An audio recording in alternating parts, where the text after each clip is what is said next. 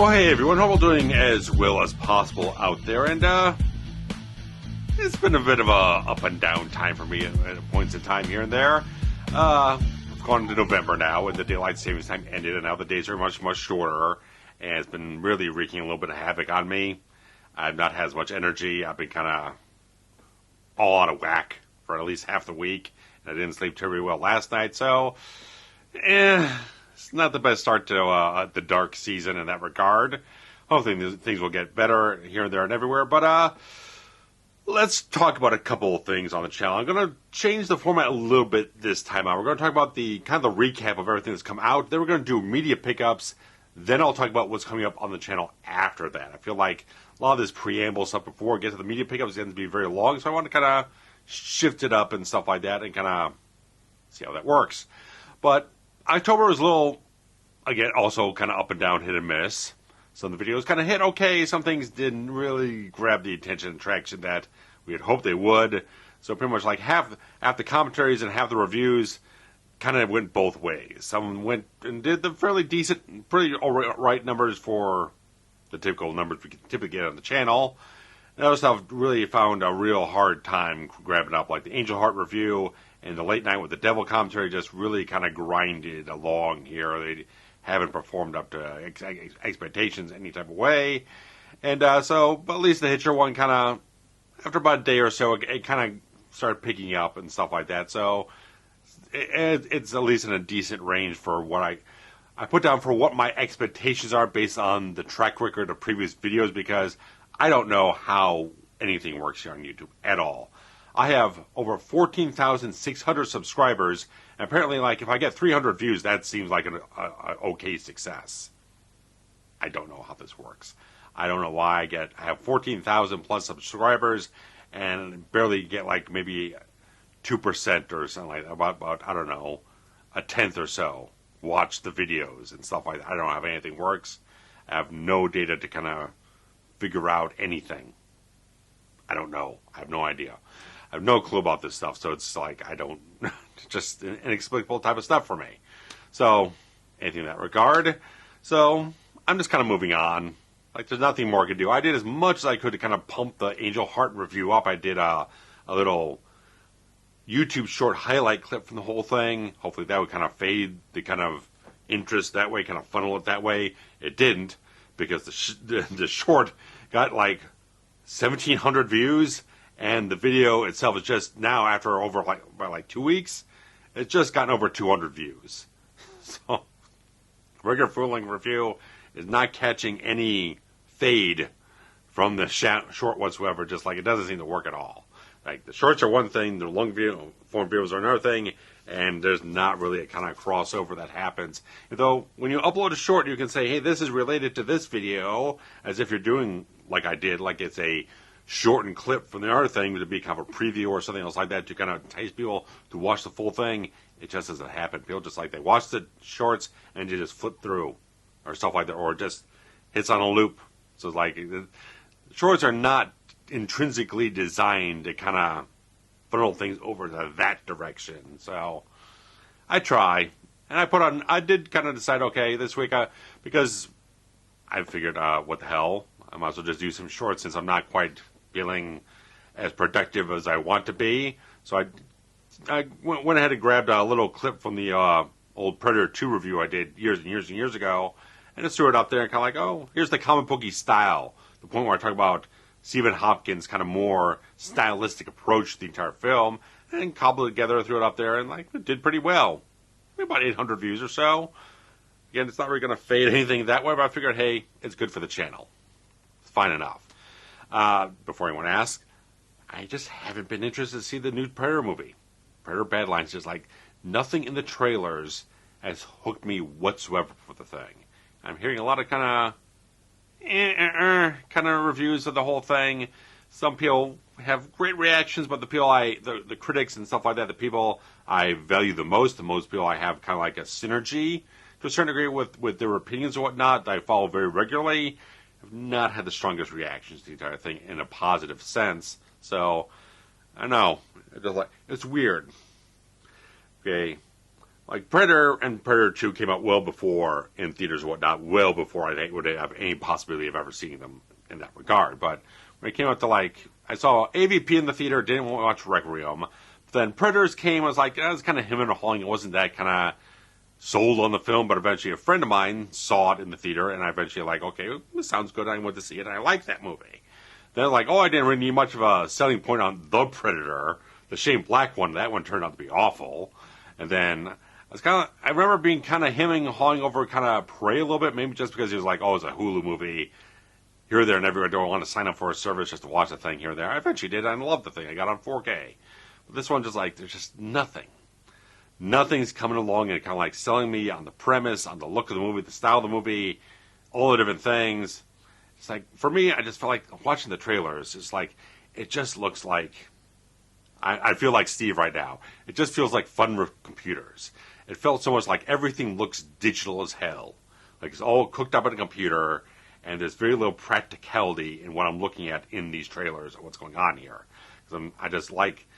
I like feeling like it's a guy in a suit. I know they did a guy in a suit and motion capture, stuff like that, but it just feels the Predator just looks very digital to me. It looks like it's slathered with all digital effects, augmentation, stuff like that.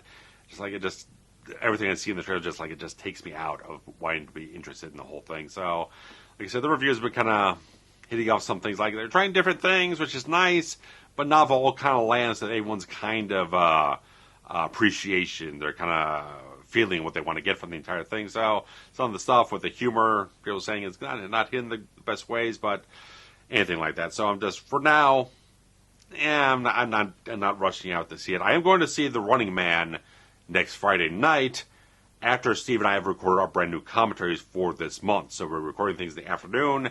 Then I've got a 7 p.m. IMAX showing because it's about the only thing I could really kind of grab as a premium format thing at about the time I need from the time we end things to kind of have a buffer zone, get dinner, and then go out to something. So I'll be seeing it late into Friday in that regard. So we'll eventually do a commentary on that next year, just so you know.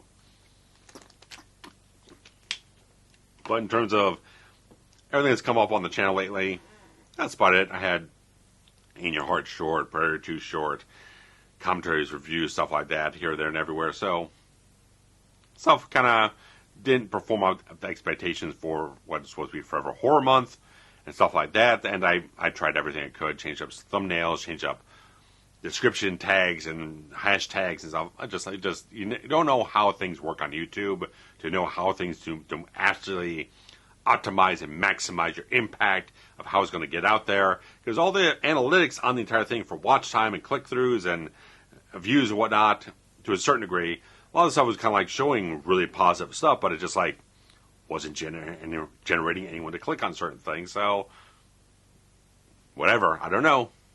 Did all I could. So I'm moving on and stuff like that. So we'll talk about what's coming up on the channel in the back half of the video here. And kind of talk about some of the media pickups. I'm going to jump into things to a certain degree here. And I think I'll talk about the music stuff after the movie stuff. Because there's some music stuff, but it's a little bit more kind of briskly through things. But I'm going to talk first of all. Of course, I had to get this thing. Because clearly, as you would imagine, I had to get the Elm Street 4K set. And the entire thing's got the slipcover. Steve got the Steelbook edition. The big fancy stuff. Knew he had to. But everyone's not seen it already in images and clips and everything like that. There's a little bit of slipcover and then similar thing with the sleeve and everything. And it would be nice if it was a green case. You get the red disc and the green thing here or there. They kind of flash off in that regard. But anyway, who cares? And you get the Freddy's Dead. You get one pair of Freddy's Dead 3D glasses. I'll talk about the disc I did throw on it. I did watch Dream Wars in its entirety and Lord Almighty. One that looked really, really good. Some things like the opening title sequence looked maybe a little fuzzy here and there or whatnot, but the main film looked really rich. Really damn good. And I'll tell you, the Atmos remix for Dream Wars really kicked ass. Like, I had to turn the volume down. It was just that aggressive. And it was just like I was hearing things in surrounds for mainly music, but probably a few sound effects here and there, but I was really impressed. And they include all the original mono tracks, I believe, or I think most of them are mono tracks until you get like the later entry, like New Nightmare, probably had at least a stereo track on the whole thing originally. But all of them were mono tracks, and those are included, but they also remix everything in Dolby Atmos. And I did throw in New Nightmare for just a spot check. I think I threw in Dream Child as well for just a little bit type of thing. But I did throw in the 3D, for a little bit of the 3D stuff for Freddy's Dead just to check it out with the glasses on. It's like, it looks okay. I mean, that type of thing was always primitive in terms of the anaglyph, red and blue lenses and everything like that. So it works. You do get the effect. Of course, the quality of the film stock is a little rough and grainy and whatnot. Is a little, especially with there's a lot of optical effects. Kind of loses something in the generational loss in terms of printing one thing on top of another for the whole thing, and plus doing the 3D effect on top of that was probably a bit of a technical hardship to a certain degree. But it looked all right, aside from them doing like a conversion over to like digital 3D type of thing and whatnot. The anaglyph thing worked just fine in that regard. And like I said, there's a couple other things. They did have 2 brand new featurettes. I think there was a third one somewhere, but they were all on the New Nightmare disc. And I watched the 2 of them that they... Sorry. They interviewed Robert Englund and Jack Shoulder and Chuck Russell and cinematographer Mark Isham from New Nightmare. I'll just kind of talk about the entire film, kind of like some of the conceptual ideas, some of the entire things of how they made the film, some of the sequences that they found kind of particularly challenging on the films they worked with and stuff like that. So, decent interviews, but it's not like saying you're really going to go back to and kind of rewatch a bunch of times or whatnot. So, nice for a little thing, but I really would have had a lot more juice to kind of work off of if maybe they had Robert do commentary tracks with each one of them or something else like that, or they kind of brought out some of the archival stuff, because they have all the stuff that was on the old Blu-ray set, but they didn't bring anything like new that's archival, like the making of the Dream Master video they put out back in the day, which is about like a half an hour long or whatnot. You can find it on YouTube, but it would have been nice if they officially put it on the disc in that regard. And there's also like Freddy's Dead has some deleted scenes. They showed up on I believe a German Laserdisc back in the day with a slightly extended edit for the entire film. You can also find them on YouTube, but they're really bad quality. Really, really rough type of stuff. So it would be nice if they kind of dug a little bit deeper, because if it wasn't just handled by Warner Bros., if they gave it off to license it out to like Shout Factory, or they put it out to Arrow or whatnot, I'm sure they would have delved deeply into the archives to pull out every little thing possible. But Warner Bros. Did a good job remastering the films in 4K, getting nice HDR10 grades, the new Dolby Atmos mixes. At least from the stuff I experienced with Dream Warriors, if it's aimed very as good as Dream Warriors ones, they're probably all pretty goddamn good. So, of course, it's the same disc for the 4K of the original film they put out last year. And so, I think I got it for the cheapest price possible, because Bull Moose had slightly less than everyone else. So it was just under $90. So, kind of nice thing to kind of like look around a little bit. And, of course, since it was above their $75 free shipping threshold, like there was no brainer on that thing, so I grabbed that up real easily, and I got it pretty fast in that regard. So cool type of things. And this does include that's why I did check Dream Child, because the uncut footage of the film that hasn't been included on anything since VHS and Laserdisc. So I did kind of pop that in, because I knew the motorbike sequence and then Greta's sequence were the force feeding type of thing with Freddy. The one with the motorbike sequences, you can see there's maybe a few shots that look a little fuzzier than the rest of the stuff, but the one with Greta stuff appeared seamless to me. The quality was very smooth in that regard, in terms of the theatrical cut stuff and clearly the uncut stuff that was put back in for the home video release back in the day. So I thought they handled that very, very well. So in general, it's a pretty solid set in that regard in terms of the audio and picture quality. Certainly because a lot of these films were made for pretty low budget, so there may be some of the technical qualities of the film stock maybe not be the greatest things all over the place. So they did the best they could, probably in some places where maybe it comes up a little chunkier or greenier in some places here or there, but I think they did a pretty nice job overall. So in terms of, probably, from what I've gathered from little spot checks and other things, probably maybe a 9 out of 10 overall for AV quality in that regard. And certainly, like I said, they could have done more with the bonus features in that regard, kind of packed it up a little bit heavier, but the fact that they included the unrated cut of Dream Child and the 3D stuff for Freddy's Dead, guess I'm going a little extra on the entire thing, so I like that. I like they at least appease those elements of those versions that were released earlier. Anything else that they did not include in terms of bonus material, but at least they have all the same stuff that was there beforehand. So, all right in that regard. And I did grab up the new Arrow 4K edition of John Carpenter's In the Mouth of Madness. Now, the entire thing came up, and I did watch this. I watched this on Halloween, and I thought it looked really good. It sounded okay, because my friend Oliver Harper, he did a proper video review of this entire set, and I did provide him the master from the Scream Factory edition to do comparisons over to this one, and picture quality-wise, it's a bit of a step up from the Scream Factory one, which was a 4K scan of original film elements. They really didn't say like interpositive or original negative or whatnot, but just the Dolby Vision grade and the HDR stuff on this whole thing really enhances it further, makes it a little bit more rich in color in a lot of different places. The audio is a little wide on the dynamic range. Like the dialogue comes off very soft to certain degrees, and I did kind of do an A/B comparison between the Scream Factory edition and the Arrow version. The 5.1 track is pretty damn similar. There's not a lot of variation in terms of that regard. So a lot of the sound effects, a lot of the music kind of pumps up high, but when it's kind of more of a just regular dialogue sequence, it can be a little soft in that regard. So you might have to fiddle around with your receiver to a certain degree, depending on how you have it set up in that regard. But I thought it was generally okay. I thought the new interview they had with Sandy King, the producer, and John Carpenter's wife was very informative.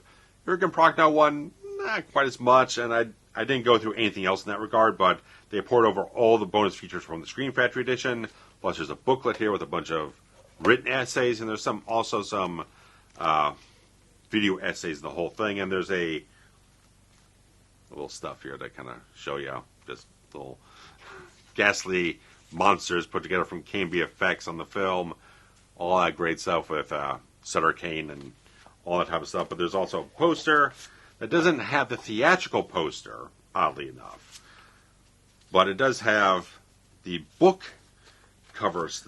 They have their new artwork on one side, which I'm not that crazy about the artwork. Seems a little more like a rough sketch than a final version. But then they put together the Sutter Kane like novel artwork on the back of the whole thing. But where most of their other posters are a little bit more glossy, this one's definitely a matte finish. And yeah, I got my walls covered in so much stuff. I don't really have space to put up random little posters like this, so it doesn't really affect me one way or another. But I did kind of notice the fact that if I can grab this in a second.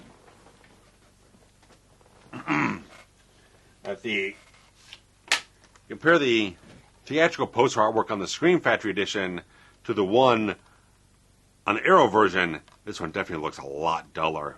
It's a lot more desaturated. I feel like, I don't know, they printed with the wrong color space or something like that. I don't know. Comparing the two, because this looks a lot closer to what I've seen before on the DVD version, the original Blu-ray version for Warner Brothers. This one feels a lot more just desaturated, a lot more monochromatic in that regard, and a lot darker overall. So I don't know. It's not that bad, but I figured I'd mention that for anyone who's very much a heavy enthusiast on the whole thing. But I would definitely give this set a very strong recommendation. If you haven't gotten the Scream Factory one before, this is a no-brainer. If you have it already and you're not super crazy about the film, like I love the film. I really love this film. So there was like no way I wasn't going to get this set.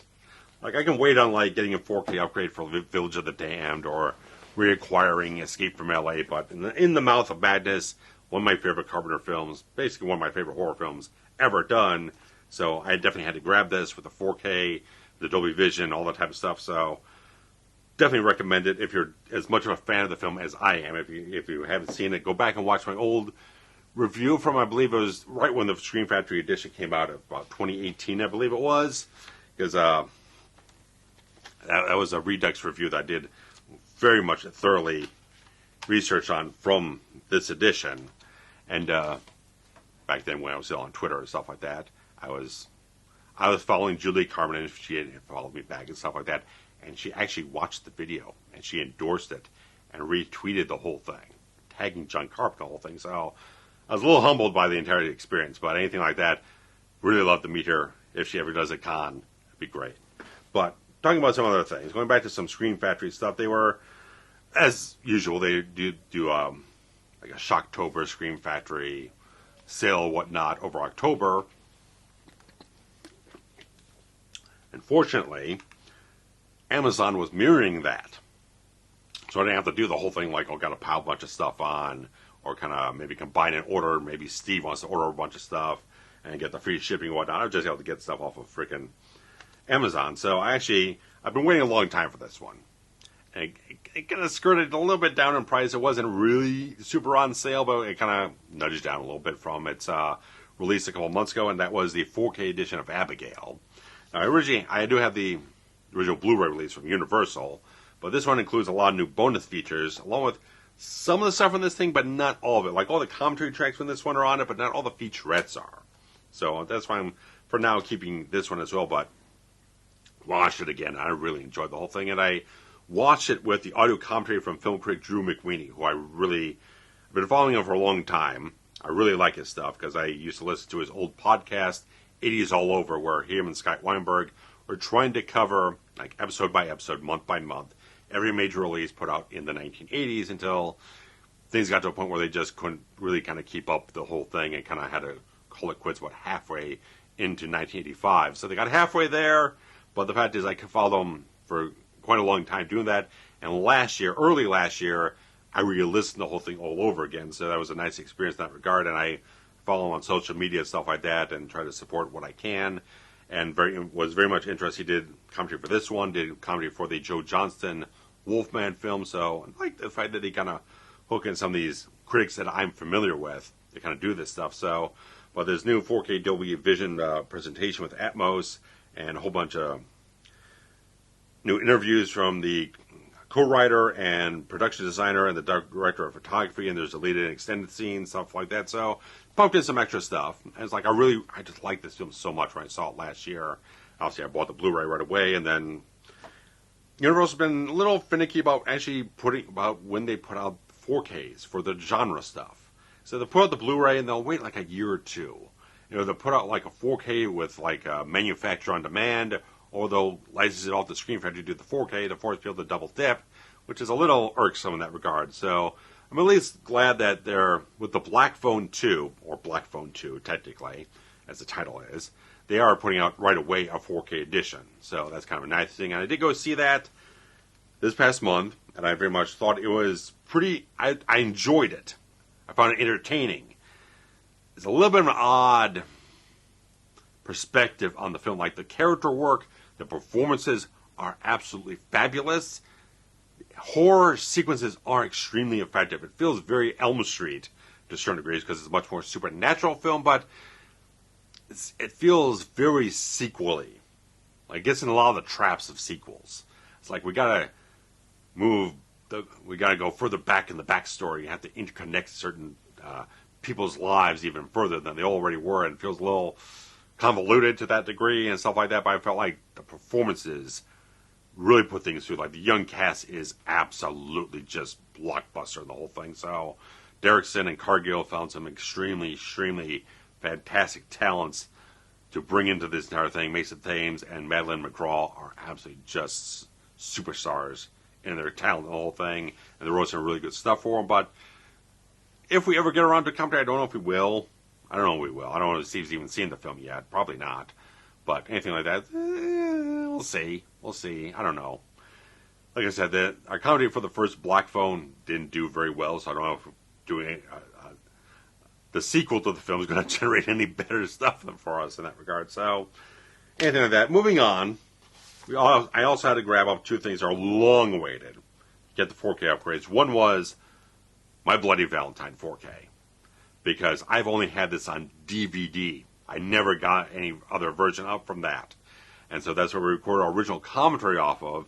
And so I sat down and watched the 4K edition uncut. And I was surprised. Like I remember back when they did the DVD and the original Blu-ray from like Lionsgate or whatnot. The unrated version footage was like not even treated whatsoever. It was just really raw.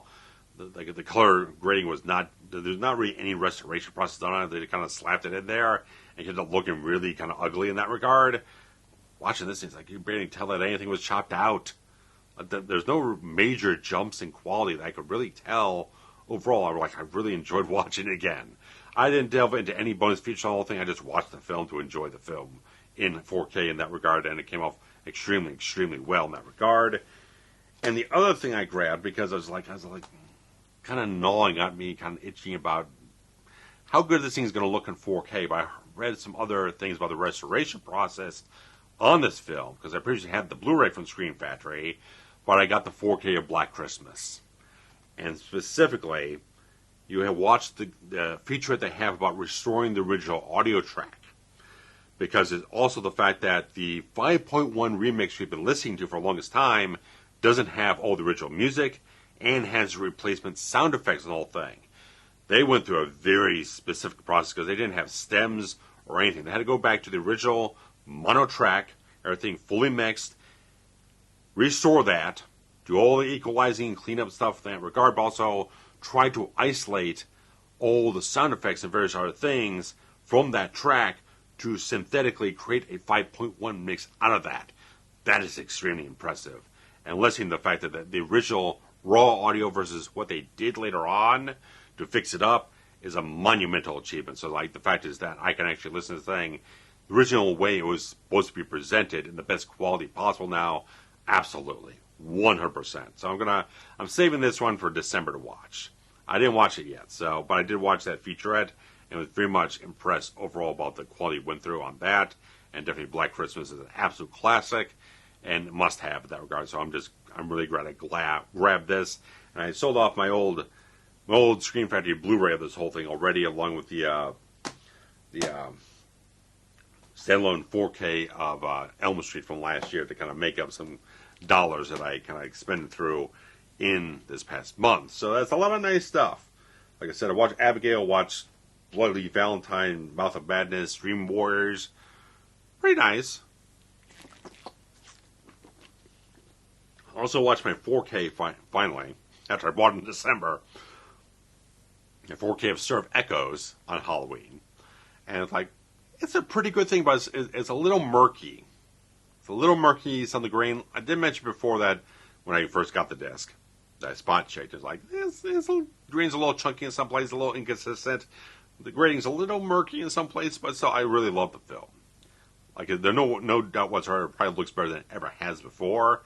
And so I just think it's such a massively underrated film that I just have a lot of enthusiasm for that film still. So it's a still great piece of work. So very, very much impressed on the whole thing, and that's just a lot of great films to grab in a big stack for October. And what else is there? So I've got some music stuff. A couple of CDs kind of breeze through a little bit here and there, because when I ordered the Elm Street set from Bull Moose, I decided, well, I was kind of interested in grabbing grabbing some Alice Cooper albums on CD. And because this was slightly before when I was supposed to go to the concert with Cooper and Judas Priest, but I bowed out of the concert. All the concerts I had planned for October, I ended up not going to, just for reasons, because when that concert was coming up, I've really got to shoot this Angel Heart video.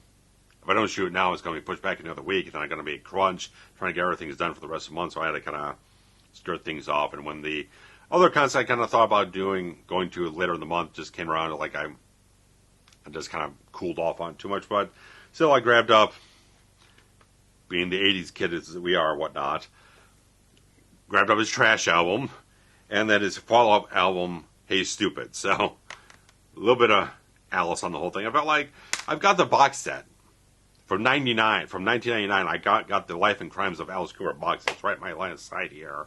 I've had that for the longest time, but I felt like, I could expand further out and dig further into Alice's kind of chart topping type of stuff from that bombastic era in a certain way. So it's got its detractors, its critics here and there. Maybe some of the tracks aren't quite so great or whatnot, but I felt like I was sampling stuff on YouTube Music as I have YouTube Premium, so I just go on to that by default when I'm kind of scouting up music. Like, oh, worth grabbing, because I grabbed them up. You'll notice they're pre-owned ones, so I got them for, I don't know, $5-6 or whatnot a piece, and I got to use one of my half off, some of my points off of Bull Moose to get one of them for half off, so hot type of stuff enough in that regard. But the more involved type of thing is that breaching through this as much as I can. I wouldn't say I'm an audiophile in a high regard, but I'm a bit of a light audiophile to a certain degree, just in terms of researching the best mastered versions of albums. I've touched on this here and there and whatnot, trying to find the best versions of certain things, that I've found that a lot of compilation sets, not the best mastered versions of certain things. Some things are okay, and certain things, it's just kind of you got to do your research on what's been mastered the best ways possible. And I've been noticing these essential sets. I believe it's from Sony, Epic, Legacy, Capitol, whoever it is. They're not mastered great. Like, I got this one here from Heart. I got one from Aerosmith. They're all a little bit crunched on the dynamic range and a little bit brick-walled. I started noticing in the last, I don't know, 2 months or so, something like that, like, I wasn't really enjoying listening to the Heart songs anymore. I did my research, like, yeah, they're a little bit brick-walled. They're not the best dynamic range. They don't sound the best they possibly could. Even though this is a fantastic 2-disc set in terms of the selection of songs and everything like that, this is like, it's a little fatiguing on the ears. It's not quite as nice on the ears. So I decided to kind of like delve into actually grabbing a lot of the actual albums, the actual CD albums and everything like that. So I got 2 of their 90s albums, Brigade and Heart. It's Desire Walks On, which has stuff like Black on Black 2, and we got Wild Child and Stranded, stuff like that. So there's a couple good 90s tracks on these ones that I thought were pretty nice. But the more particular type of stuff is that I grabbed up their Bad Animal album, and you'll notice an OB strip on this thing, because this is a 2015 remastered version of the album, which is regularly heralded as the best mastered version of the album available, and Amazon had it for $20. I didn't have to pay any shipping on it, and I grabbed it up, and this does sound really fantastic. Like, one thing a lot of people I look on, like Steve Hoffman forum, stuff like that, which has a lot of nice people on it. Some people here and there, but have some criticism about the forum here and there. But I find people really nice in that regard, and they have a lot of information about this type of stuff.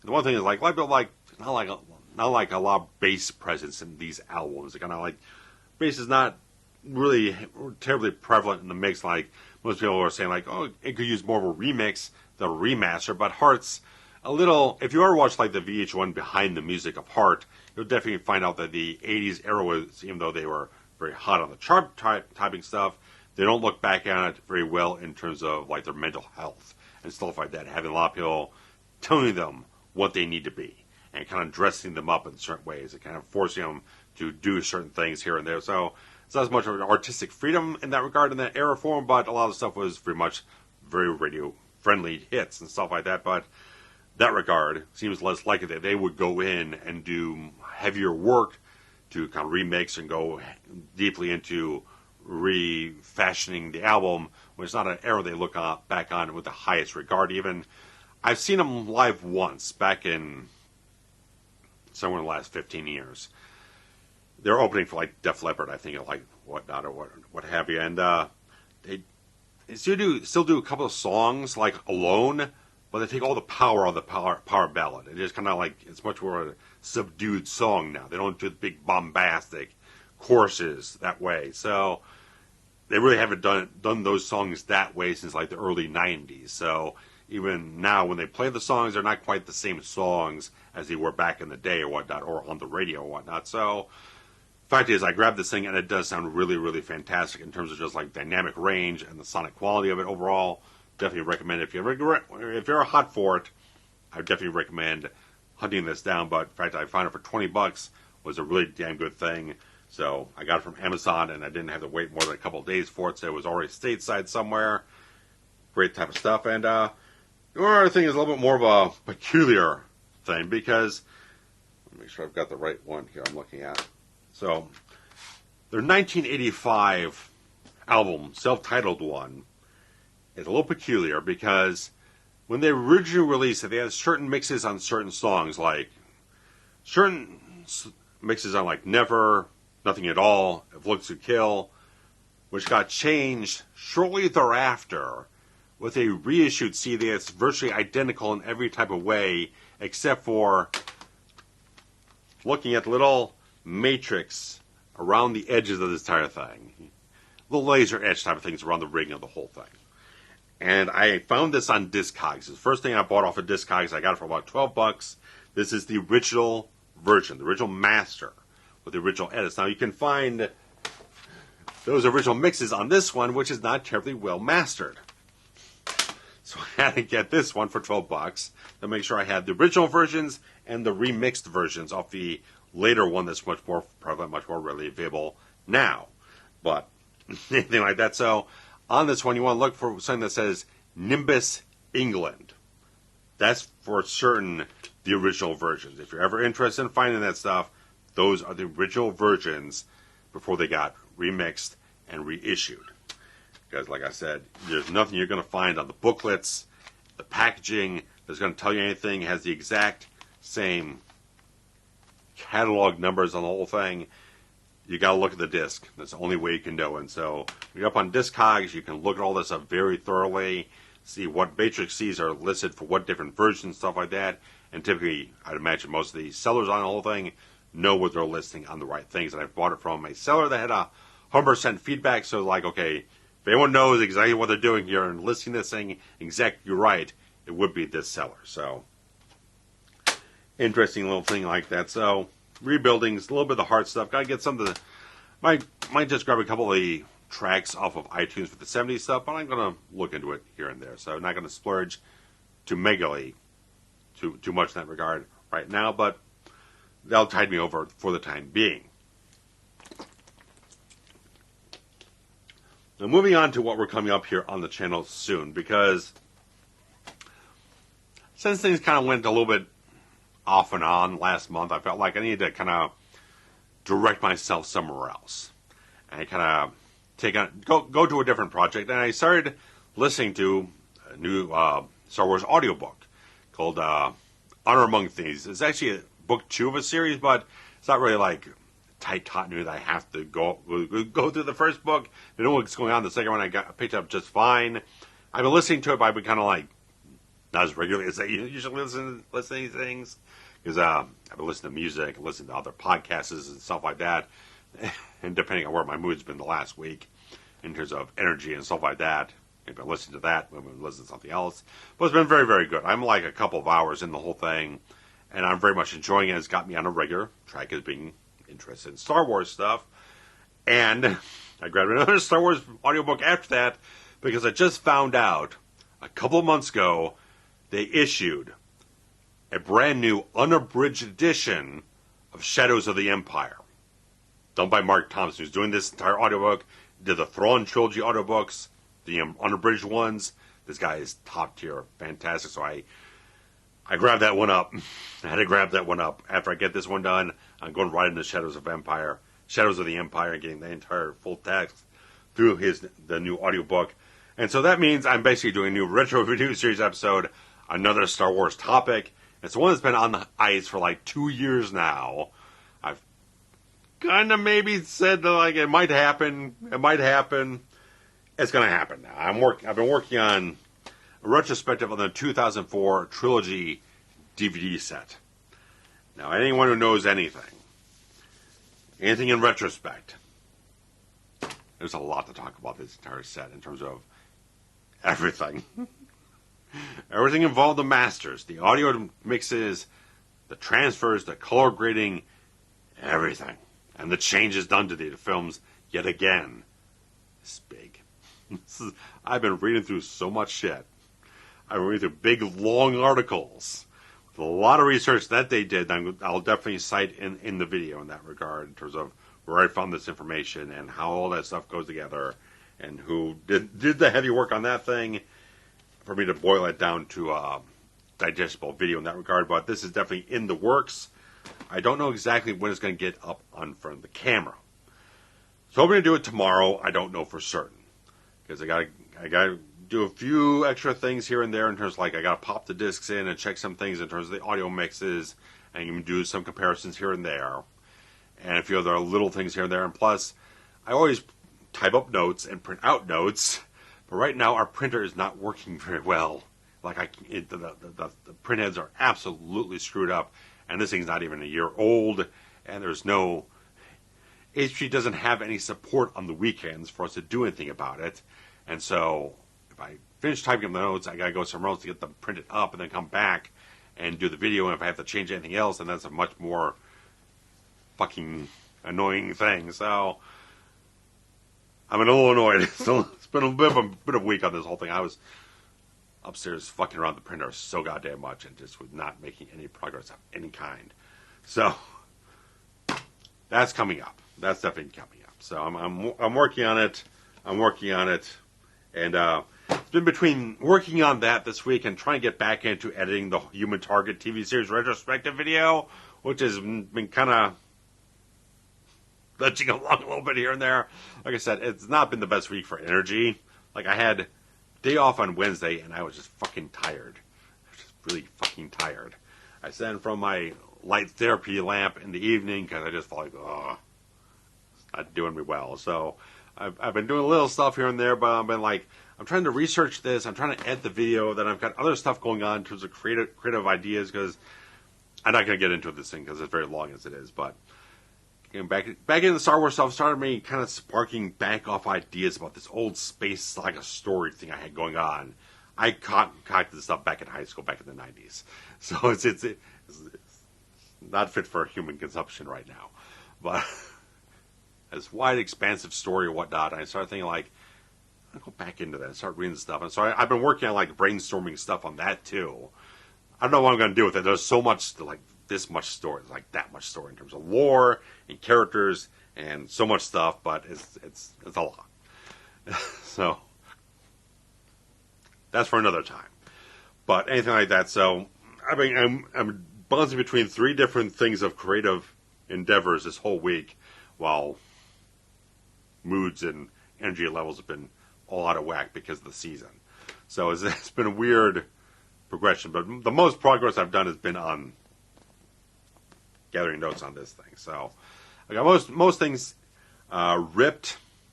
I've been posting up on Blue Sky here and there and everywhere. I kind of like decide when I've got nothing else to do and I feel kind of go ahead and do it for 10-15 minutes or what. I kind of go through and kind of grab comparison stills from like at least 2 or 3 different masters, from like Laserdisc and the other DVD set from '06, which is